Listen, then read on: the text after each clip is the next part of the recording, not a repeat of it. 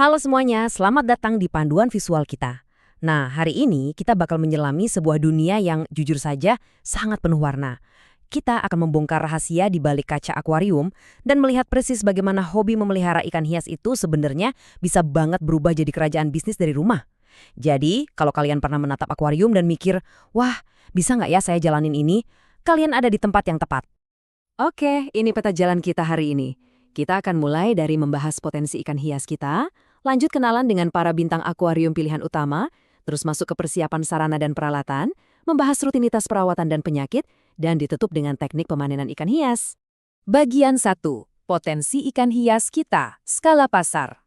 Langsung aja, kenapa sih kita harus peduli sama budidaya ikan hias? Jawabannya simple, potensinya itu benar-benar masif, dan itu ada tepat di halaman belakang kita sendiri.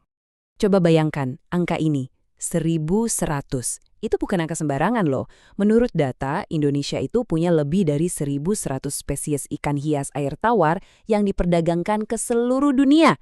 Hebat kan? Jadi poin pentingnya di sini, budidaya ikan hias itu bukan cuma hobi kecil-kecilan buat isi waktu luang.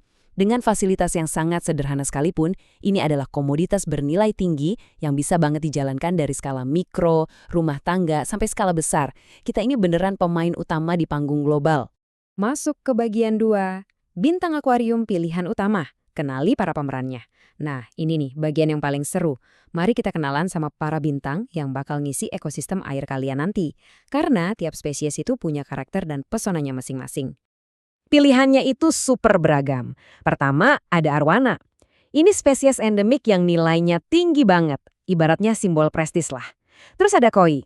Nah, ingat ya, koi ini butuh kolam yang luas buat tumbuh maksimal. Bukan cuma ditaruh di akuarium biasa. Pengen yang gampang diurus?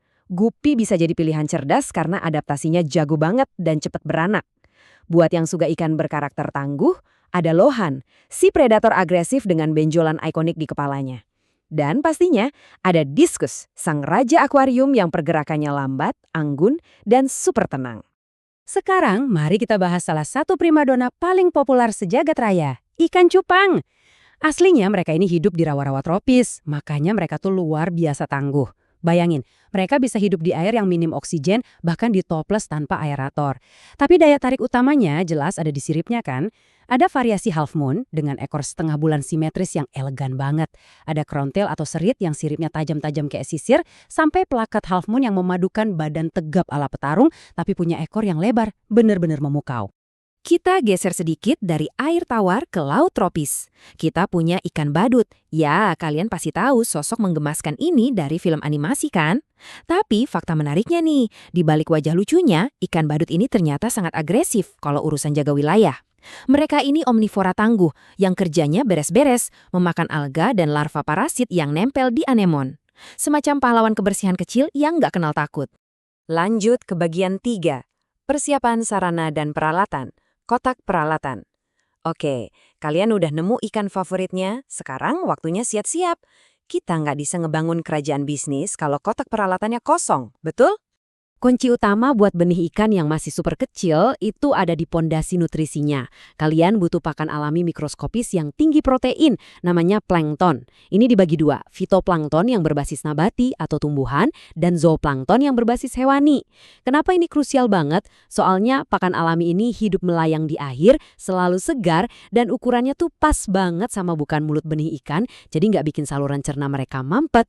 Ini benar-benar bahan bakar super biar anakan ikan cepat besar. Tapi, ya nutrisi doang nggak cukup.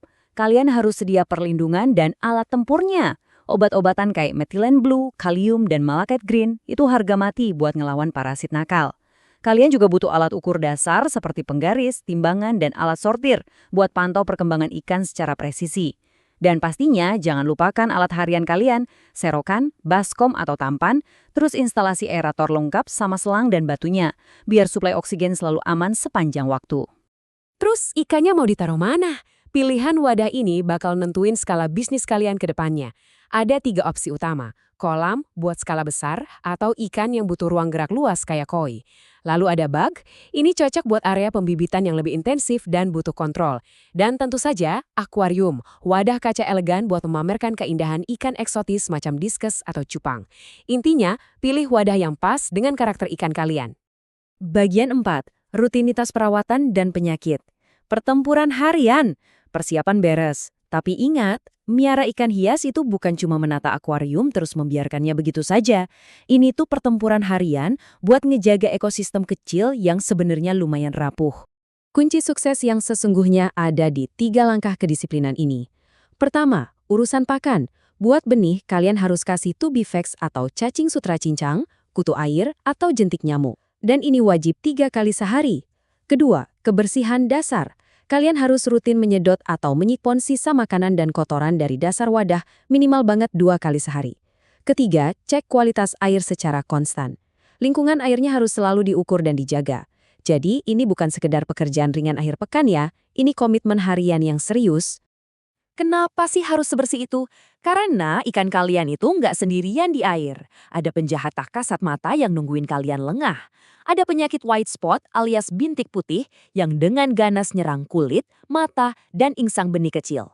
Terus ada trichodina, parasit oportunis yang bakal nyerang waktu ikan lagi stres. Misalnya karena kepadatan tebar yang tinggi atau suhu air anjlok drastis. Jangan lupakan tetramona, si parasit berbentuk buah pir mikroskopis dan berbagai cacing yang siap menginfeksi. Pertahanan paling ampuh, lingkungan yang super bersih, dan nutrisi pakan yang tepat. Bagian 5. Teknik pemanenan ikan hias, hasil jerih payah. Kalau kalian disiplin melewati pertempuran harian tadi, kita sampai di momen yang paling ditunggu, panen. Ini momen pembuktian di mana ikan-ikan cantik kalian siap dipasarkan. Biasanya, di umur sekitar 2 bulan, benih ikan hias udah mulai nunjukin warna sempurnanya. Pertanyaannya, gimana cara kalian mencairkan hasil investasi ini?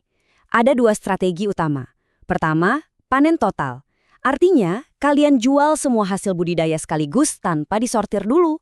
Cepet sih, tapi kalian bisa aja kehilangan potensi harga premium dari ikan-ikan dengan grade paling tinggi. Nah, strategi kedua, panen parsial. Di sini, kalian menyortir ikan dengan sangat teliti berdasarkan ukuran, umur, dan jenis kelamin. Memang butuh waktu, tapi cara ini bikin kalian bisa menargetkan pasar yang spesifik dengan harga jual yang jauh lebih kompetitif. Dan ini langkah krusial terakhir, memastikan produk berharga kalian sampai ke tangan pembeli dalam kondisi prima. Untuk pengiriman jauh, kalian wajib pakai metode pengemasan tertutup. Caranya terstruktur. Pertama, masukkan ikan bersama sedikit air ke kantong plastik bening. Terus, dengan hati-hati, suntikan gas oksigen murni ke dalamnya, biar ikan punya cukup udara selama perjalanan panjang. Terakhir, ikat ujung plastiknya sekencang mungkin pakai karet gelang ganda, biar udaranya nggak bocor. Langkah ini simple, tapi jadi penentu utama reputasi bisnis kalian di mata pembeli loh. Nah, kita udah bahas betapa masif skala pasarnya, kenalan sama ikan-ikan yang memukau, membedah semua peralatannya, belajar soal ancaman penyakit, sampai nguasain teknik panennya.